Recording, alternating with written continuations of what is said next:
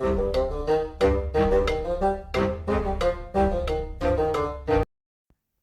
and welcome to the Critically Clueless. I'm Monk, and today we are back inside Crusader Kings 3.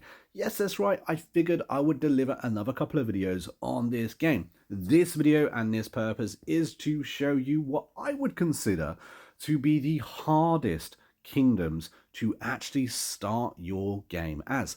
Yes, that's right, we've been a county, we have been a duchy, but this is about the kingdoms that are already in place in the game when you start, and what I consider to be the hardest kingdom to start as. And I'm going to go over just why I believe they are a hard kingdom to start as well. And of course, if this is the kind of content that you want to see, don't forget to hit that like button and subscribe to the channel.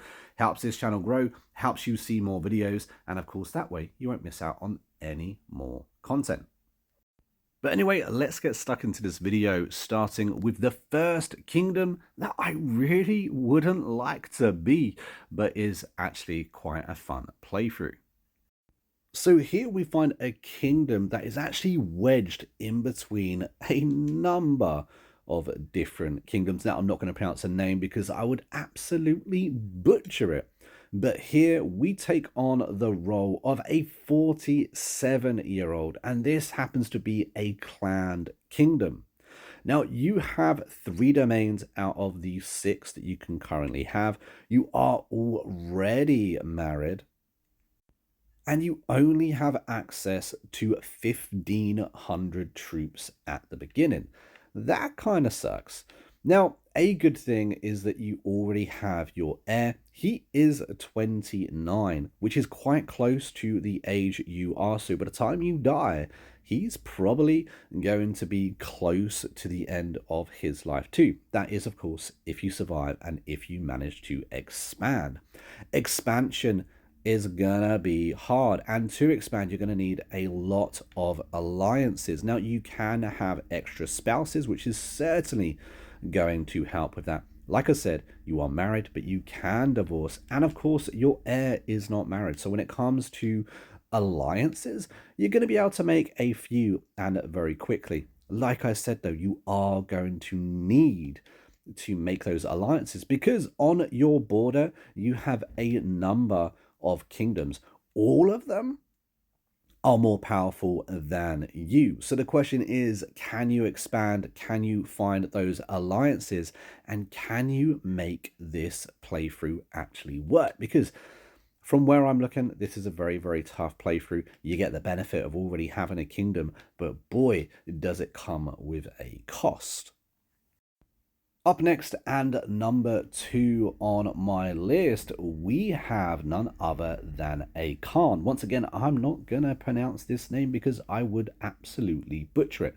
However, when you take on this role as a Khan, you are 47. Yes, that's right. You're 47 years old, meaning your days are already numbered. Now, one benefit is that you do actually have an heir. He's only 21, so there's a good difference in age gap here.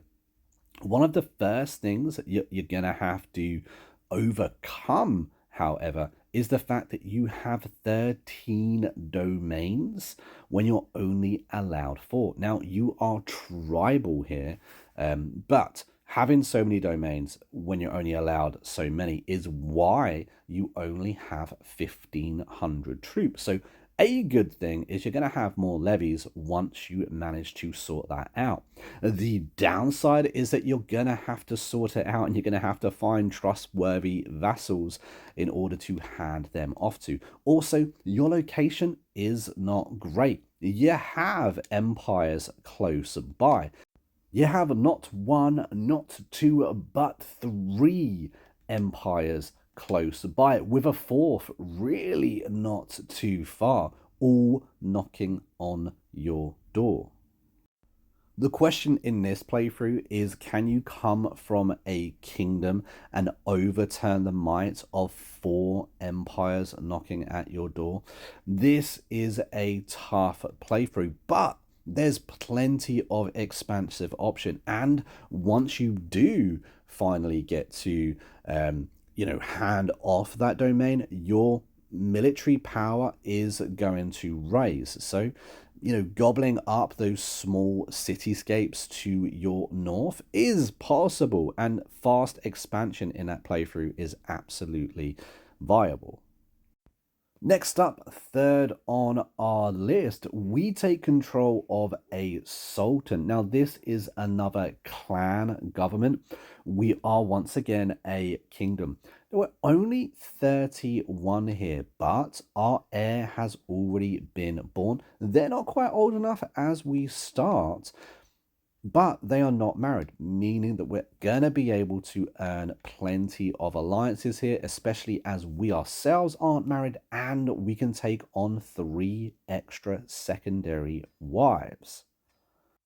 Now, this is the same kind of deal as the last kingdom. You have 15 domains. You should only have 4. You only have just under 2,000 in military strength. And of course, that number is going to go up when you finally figure out who to hand off those counties to. But your location is not great. You, of course, are near Africa. That area, that region is very topsy-turvy. There's going to be lots of wars to your left. Now, you're actually joined in by an empire as well. So you have an empire literally sharing a border with you that's going to be wanting to expand as well.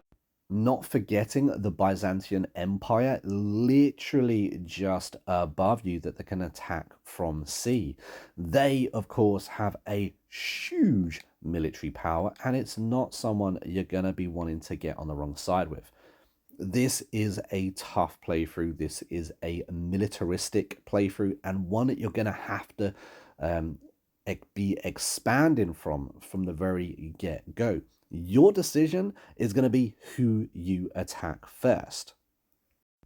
Number 4 on our list, I feel, is a touch unfair. To say this is a hard playthrough is an understatement. You take on the role as king of Brittany. You are a feudal government, and you really are not in the best place. Now, you don't have the domain problems of the last 2, but you are 57. You're 57 years old. You only have 1 child.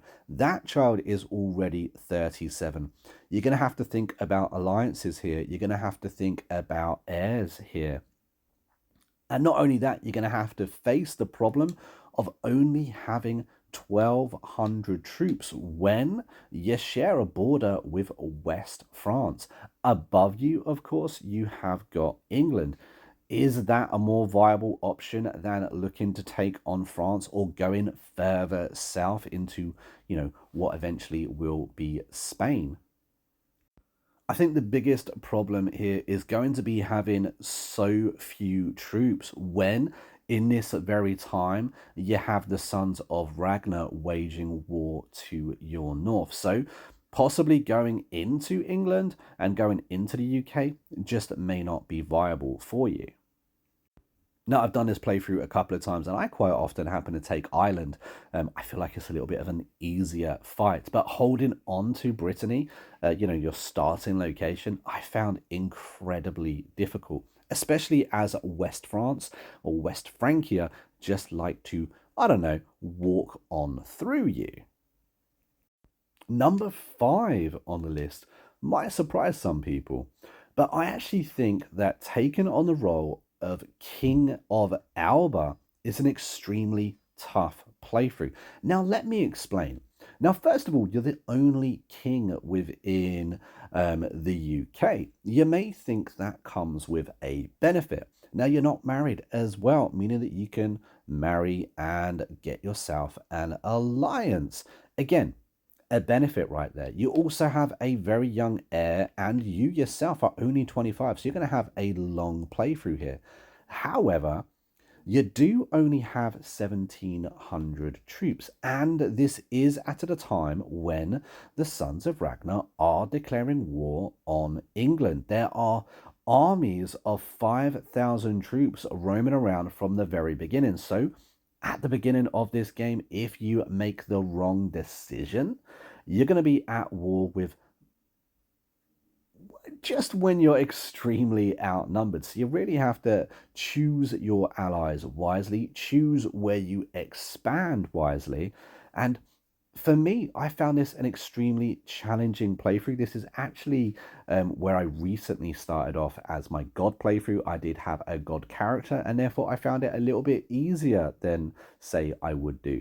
But taking on Mercia, taking on Wessex, and actually finally being able to expand and take on the whole of the UK, you then have the problem of West Francia, East Francia, Italy, and of course the Netherlands constantly raiding you as well.